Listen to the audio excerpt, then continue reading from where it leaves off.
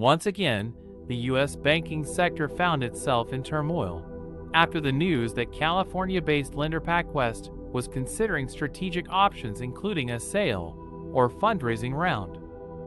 Shares in PacWest as well as other regional banks such as Western Alliance, Comerica and Zions Bank Corporation quickly plummeted as investors feared a repeat of the 2008 financial crisis. PacWest sought to reassure investors that its cash and available liquidity did still exceed its uninsured deposits. As of Tuesday, the bank reported that the total deposits stood at $28 billion. Chief executive of New York hedge fund Pershing Square, Bill Ackman, took to Twitter to sound the warning bells that the regional banking system was at risk and the time for a system-wide deposit guarantee regime was now. The U.S. Federal Reserve also sought to calm markets after voting to raise interest rates to a 16-year high, where it now stands at a range of 5% to 5.25%. Smaller, regional banks play a much larger role in the American economy than in the UK, for example, accounting for nearly half of consumer and business loans in the U.S. Therefore, a U.S. banking crisis would be much more far-reaching.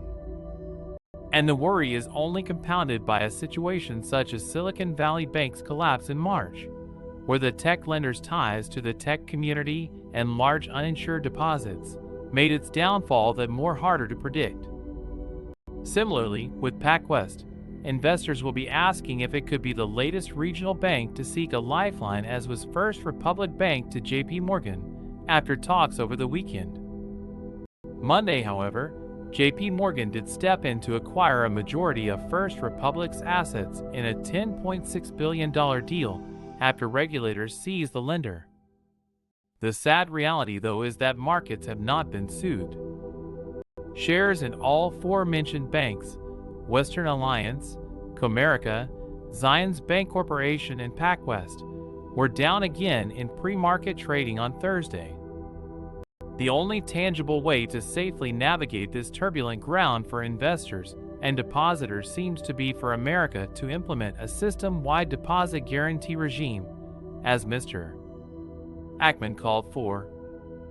That is the only way to ensure deposit security and make sure the U.S. banking sector does not succumb to the same scares as before. At this time, the most we can do is to trust the judgment of the Federal Reserve to make the right decisions, make sure our deposits are insured, and cross our fingers, hoping that a more permanent solution to bank security can be found.